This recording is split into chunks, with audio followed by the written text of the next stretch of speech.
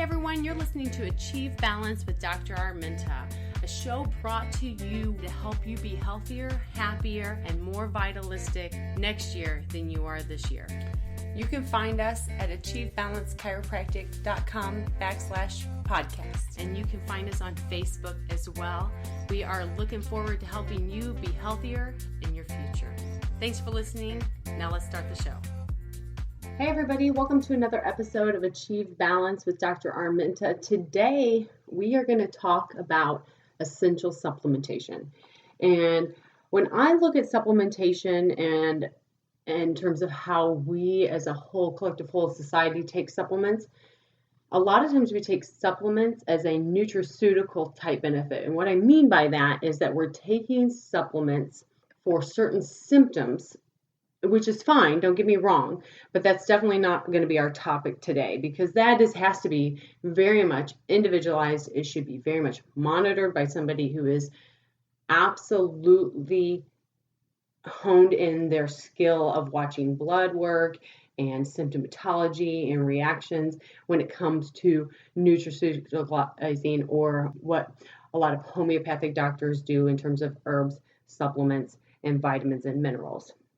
And what today I'd like to talk about is essential supplementation, which means that I am filling just a deficiency of what I can't get in my normal diet. So the standard American diet, or also like I like to call it the SAD diet, it is so deficient in actual nutrients for our body that it's basically just filler.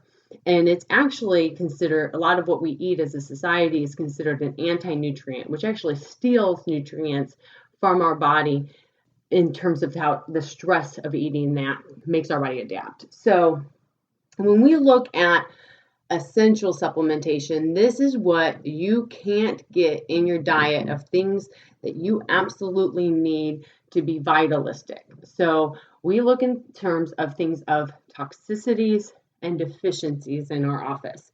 And so when we look at your food, what are we not getting from how we teach people how to eat? And we've done that episode. It's a couple of episodes back, and I think it's called Food 101. It's really your basics on how to start eating a whole food diet in terms of giving your body what it needs and taking away the stuff that it doesn't, and why that's important. So go ahead and take a listen to that episode.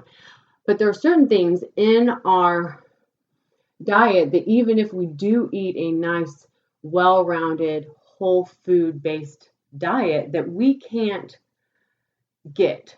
And so I'm going to talk about my top 4 with a cherry to top it off with. So 4 of them are absolute, in my opinion, nutrient requirements. One of them is something that just makes me feel really good, so I enjoy taking it. And so the first one I'm going to start off with is, in my opinion, hands down the most important. So if you're going to start with any supplement, it is this one. It is an omega-3 fatty acid. And so also known very commonly as fish oil. So why is this important? Why do we need to take it? What's this all about? And what is an omega-3 fat? And so in our standard American diet, because it is so heavily grain associated, heavily starch associated, heavily associated with things that contain omega-6 fatty acids, which is another fatty acid, it offsets our balance or our ratios. So with our omega-3 and omega-6s, the ideal in your body is to have those as balanced as possible. And so if you're going to look at the literature, what the literature states is that an ideal ratio is 4-to-1. That is 4 omega-6s to 1 of omega-3, if you look at it in terms of blood work. There are a lot of anti-aging specialists out there in our world, and they go as far as trying to get it as close to a 1-to-1 ratio.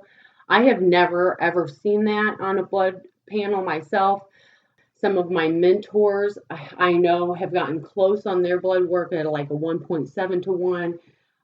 In realistic terms, let's just talk about the 4-to-1, because the average American is actually closer to a 25-1, which is why we're so sick as a society, because when these ratios flip like that, your body becomes pro-inflamed or pro-inflammatory, which means that you have extra inflammation on all tissues of your body, which, in my opinion, is the precursor to all chronic illness in our country, from heart disease to cancer to diabetes, arthritis, you name it. It is absolutely associated with this. Even a lot of autoimmune diseases are associated with being pro-inflamed or pro-inflammatory. So it is our recommendation in our office to take a fish oil or an omega-3 fatty acid, which consists of DHA and EPA. So those are the different forms of your omega-3 fatty acid, EPA and DHA, and they help bring down your balance. You can also get your flaxseed oil, which is an ALA, which converts differently in the body. So you actually need to take more of that. If you are vegetarian or vegan or don't eat fish, that's really, really important to understand, is you can't take the same amount because of how it's converted in the body. And so you need to be taking a substantial amount of like your flaxseed oil if you're going to do that, things along those lines. But if you could do the fish oil, in my opinion, that is ideal, because the EPA and the DHA are so important for brain health and brain function and anti-inflammatory properties. And it's just an essential nutrient that the body absolutely needs. Now, there's another omega-3 in our world, and that is your CLA, which is your conjugated linoleic acid. And that is usually what's commonly associated with a supplement. You can find CLA as a supplement form.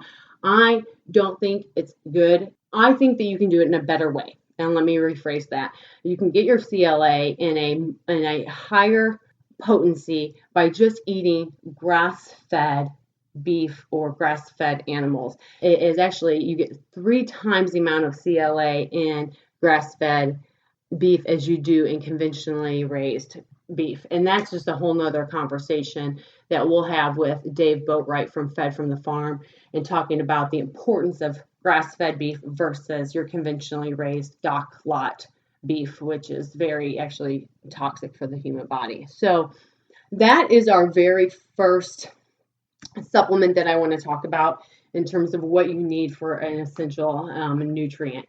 My recommendations on dosage for that is I recommend a minimum of 3,000 milligrams. That's 3 grams, but it's usually on the bottle written in milligrams of your omega-3s per day. Ideally, if you can split it up in a morning and evening fashion, half and half, that would be wonderful, because of how it gets metabolized within the body.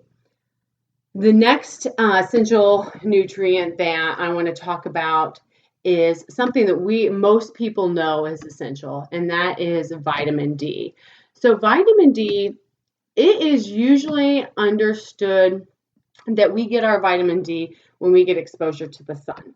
And so in the summer months, if you're exposed to the sun, especially in midday when the sun is at certain angles, you're going to absorb more of the UVA and UVB light, which helps with your body's conversion of creating vitamin D. So you can make this on your own.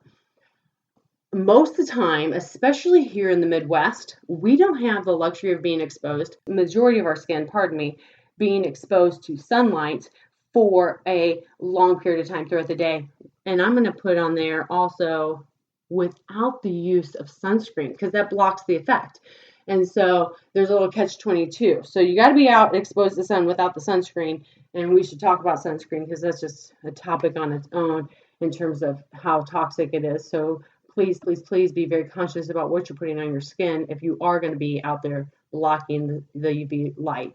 But when it comes to vitamin D and how our bodies need it, the cells need it, if you're deficient in it, your body can decrease its overall function. And some journals call it, the nutrient of the decade, whenever it was being brought up. But a lot of times when you're deficient in it, your body just can't function at its normal pace. And so you're actually more susceptible to getting certain cancers if you have a vitamin D deficiency. They actually have linked certain cancers to vitamin D deficiencies. So when you look at your blood work, and so this is the only way really to know if you're deficient or if you have substantial amounts of vitamin D, is you need to get your annual blood work. I think that physiology, it doesn't lie. One of my great mentors told me that once, and it is absolutely true. You don't know without the numbers. And so we always recommend to get a blood draw done at least annually. If you're really healthy, you can probably go every 2 years just to get that checked up on to make sure that you're staying in the ranges that you'd like to be in. Now, with this, when you look at your blood work, it's a hydroxyapatite vitamin D is what shows up on your blood work. And ideally, in between 40 and 90 is what a lot of the normal ranges say.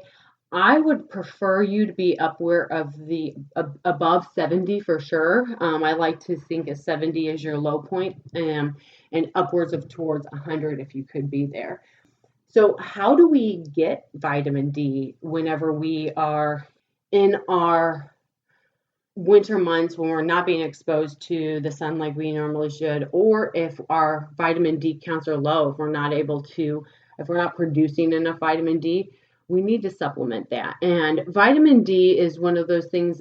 The government has its recommendations of, I think, 1,000. I think they might have just raised it to 2,000 IUs a day, or that's international dosing units per day. And that is something that I think is an absolute very bare minimum. And if you have, and that's almost just to maintain the current level that you're at. So if you are deficient in any way, you need to be higher dosing vitamin D. And we've even had some patients be on upwards of 50,000 milligrams per week. I take a 10,000 with a K2 because K2 actually allows you to absorb vitamin D easier. So I always recommend to take a vitamin D, and that's a vitamin D3 so that you can absorb it better. So you need to take it with that K2.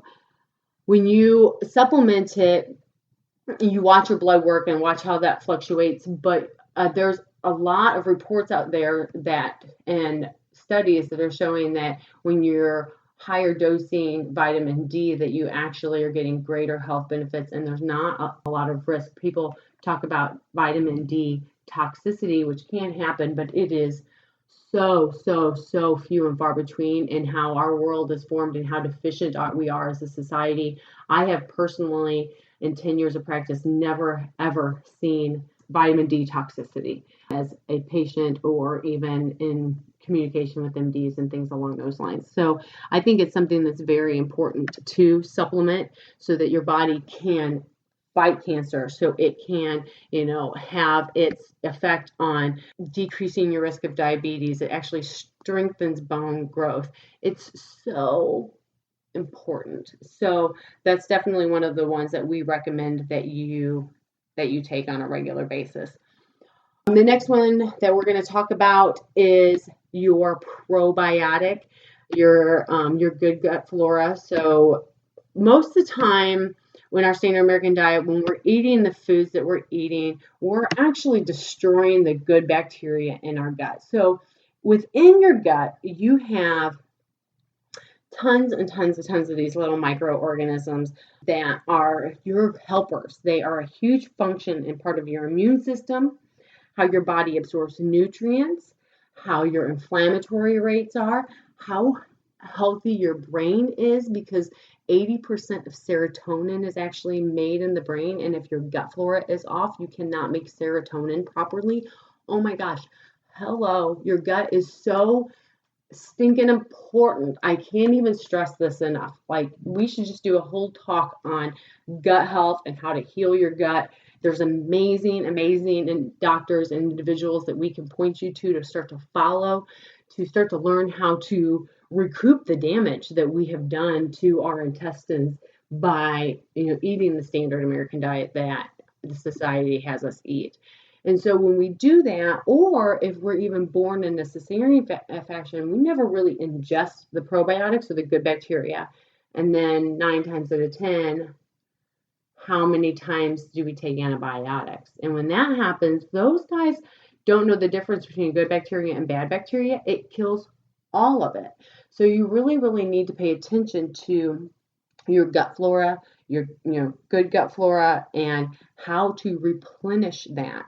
And so I'm going to take it all the way back to the baby comment that I just made. So a lot of times we don't understand that that's when we get our very first exposure to our good micro or probacteria, our good bacteria, is when we exit our mother's womb through the vaginal canal.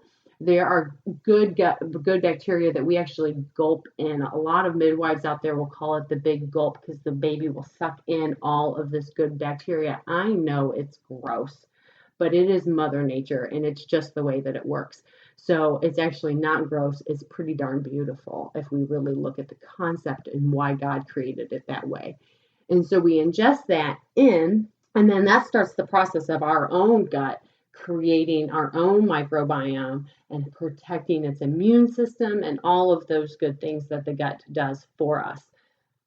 But when we come out in a cesarean fashion, then we're not getting the probiotics. So if you have a child that has been born cesarean, then they need to be on a good probiotic almost from the birth. And I've had mothers that have been breastfeeding, and now we just have them put the probiotic actually on their nipple tissue to allow the baby to nurse and allow them to get the good gut probacteria or probiotic, so that it can start to establish that good gut flora, which is one of the body's major, defense systems and, own ecosystem within our ecosystem. And then, so that's a really important factor. And then we also need to look at, what is our food doing to our gut and our microbiome. And so when we don't have a substantial amount of gut flora, then we can have digestive issues. We can get autoimmune problems because the lining of our gut, we get leaky gut, which can cause the body to actually leak material into the bloodstream, which your body starts to do some self-attacking at that point, and then thus you create an autoimmune response, which can show up as a vast number of different diagnoses, if you would. So when it comes to your gut bacteria, number one, you need to do your very, very best to preserve gut flora. Let your kids play in the dirt. It's good for them. Don't kill all of the germs on your hands. We need those little guys to make us actually stronger. And so if you are destroying your gut microbiome, you need to replenish your gut microbiome. And even if you're doing your very best to not trash your gut, you need to still supplement, because it is inevitable that we're going to be exposed to certain toxins that are going to disrupt the microbiome ecosystem in our gut. And so when we talk about supplementation, we have certain parameters that we look at and probiotics that we recommend for our patients. Number one, it needs to have a minimum of 10 billion CFUs, colonizing forming units. Remember, these are little live guys. They're alive in there, and they need to be different strands that are tested to be able to cohabitate to one another. They just can't be thrown in a petri dish and mixed up. They need to be tested to make sure that this one doesn't eat this one and overpower it. And so that's really important to know where you're getting your supplements from because of that factor. Next, we need to make sure that it's either shelf stable, which means that at certain temperatures that won't kill off the bacteria, or it needs to be refrigerated. Personally, we refrigerate ours just to ensure that it is got the same potency at the beginning of its bottle as it does at the end of its bottle. And I would recommend starting at a higher rate to reestablish the good gut flora, and then backing down to a maintenance dosage, if you would. My maintenance dosage is 10 billion per day. When we tell our patients to start to increase that, we just have them double it for 2 weeks, and then we have them draw back down to the 10,000. And again, guys, this is wide brush strokes. This is wide strokes, what everybody needs every day for, vitalism and vitality. The next one that I want to talk about is magnesium. Now, magnesium is really an important supplement. It's important because over 300 different processes in the human body require magnesium to function. And I know about 40, 50 years ago, we didn't need to supplement with magnesium because we got magnesium from our soil. So magnesium is rich in our soil, and we plant our vegetables in the soil, and then that magnesium absorbs into our vegetables, and then we eat the vegetables and we get the magnesium. But if we are depleting our soils the way that we do in the United States, number one, it's not sustainable and it's scary and it's very dangerous. Number two, it's stripping all of the mineral content from that soil. So it's really important that if you can grow your own food, you're going to get better mineral content. If you can be on an organic farm or a farm that knows how to crop rotate appropriately and uses organic practices, that's really ideal. But conventionally, our vegetables and our fruits are not getting the proper minerals in them. And so magnesium is a really important one. A lot of times when we're deficient in magnesium, we can have things like, leg cramps, anxiety issues, digestive issues. There can be a ton of symptoms that are associated with magnesium deficiency, like eye ticks, chronic pain. If you have osteoporosis, I would recommend looking into a magnesium supplement because magnesium is a critical mineral to help with bone mineralization, so bone growth. And so we need to make sure that we have that in us. We really always hit on this calcium.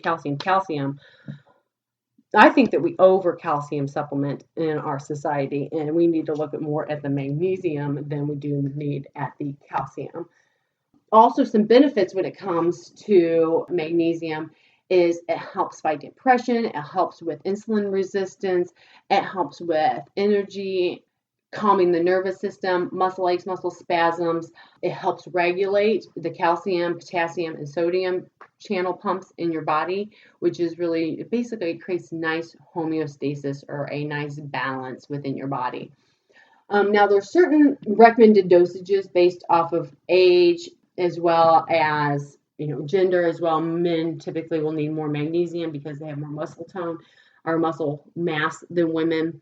So ideally, if you are an adult, because most of you guys listening are adult, about 400 milligrams for men and about 300 milligrams for women. I honestly say let's start there and then increase it. I take about 500 to 700 milligrams of magnesium per day because of training, and that's just what my body likes. Over time, when you start using essential supplementation and you start to understand and really be aware of what your body needs, you'll know how to regulate those dosages to optimize your body. Because remember, not everybody's identical or the same. Again, we're giving big, broad brush strokes here in terms of supplementation and what we need. So these are just your absolute basis and basics. Also, when it comes to supplementation of magnesium, it's really one of those things that is commonly used in helping people sleep. So that's a factor that I did fail to mention just a moment ago. So I think that it's really important that if you're having sleep issues to look and see if magnesium would be a benefit for you. And so those guys, that's my 4 essential nutrients that everybody needs every day for life. James Chestnut, who is one of my great mentors, he talks about supplementation. He says, everybody, every day for life. And so when we look at this is what I personally take. This is what my family takes. And we have very, very strong, sturdy, healthy bodies that we plan on living way well into our elder years with. So I promised you guys, or we talked about the cherry on top, that extra supplement I like to take, not because it's going to fulfill any deficiency, but because I love the way that it makes me feel. And it's chlorella. Chlorella is a blue-green algae. It's a plant-based algae that actually helps, it pulls heavy metals and mercury from your system, which is really, really cool. So it binds to that. It also helps balance the pH of your blood. and it helps detoxify at the cellular level. And so it makes me feel more energized when I take it. So I take mine in the morning and I feel cleaner when I take it. So I call them just my little green guys. I think of chlorella instead of a supplement as a superfood. And so superfoods include like goji berries and chlorella and spirulina, and there's a lot of different, there's a whole superfood Bibles that are out there. But this is something that I personally take as a supplement. I don't mix it in with food. I don't mix it in with smoothies. You can, absolutely. I just take it as a pressed tap personally. So those are what we recommend as essential supplementations. I'm going to end on this. Let's talk about where we get those supplements from. This is so critical because supplements are not regulated by any overseeing body. And so there are so many different brands, there are so many different price points out there that it can be very, very overwhelming. And our tendency is that you want to save money, and I get that. I totally understand that. But this is not one of the areas that I would recommend cutting corners on, especially when it comes to your omega-3s. That's critical. Of any of them, that's the most important one to invest your money in, because you got to make sure that you know where the fish came from and that it's clean and that it's not full of mercury. And oh my gosh, there's so many layers to it, because you can actually be doing more harm to your body with a toxic omega-3 than benefit to your body. And so you may as well not even take it at all. So you can get, there's different kinds. We personally sell Innate Choice in our office. We also sell the Innate Choice Probiotic, which is the next one that I would recommend to keep as clean as you possibly can and know how those bacteria interact with one another. I know the owner of this company, and that's why I recommend his products, is because he's a very much show me the study, scientific, boom. His product line consists of 4 supplements. It's a probiotic, a vitamin D, an omega, and he actually has a multivitamin as well. And that just came out within the last couple of years. And so he's not creating supplements across the board. And so everything that's within his supplements, nothing is synthetic. It's all natural and it's non-chemically made or non-laboratory made, if you would. So I would really, really be conscious on where you get your supplementation from. If you have questions, you can always email us, call the office. We would be happy to direct you. You do not have to buy your supplements through us. We have them there for convenience for you. But we can guide you some direction in certain places like Whole Foods or Lucky's or Clover's or all of those different natural health food stores as well. So I hope you learned something today. I hope you got something to take away that you can start to implement into your world on a rhythmic, routine basis. When you start working on putting your supplements into your routine, I would highly recommend and encourage you to do it and putting like a reminder on your clock or on your watch or something to get you to remember to take your supplements, because it is a new habit that you're adding in. And so that is one of the biggest challenges that we see when people start to take supplements, is to just make it more of a routine. So take today's knowledge. If you have questions, by all means, reach out to us. We'd be happy to answer them. And I hope you live healthier tomorrow than you did today. Have a beautiful day, and we look forward to chatting with you on the next episode. Hi guys, Dr. Arminta here. Thank you so much for listening. I hope today's episode brought you information to help you eat better, move better, think better, and take care of the true root of your health issues. You can find us online at achievebalancechiropractic.com/podcasts, and you can find us on social media as well. We look forward to having you here the next episode, and we look forward to helping you create a healthier future tomorrow.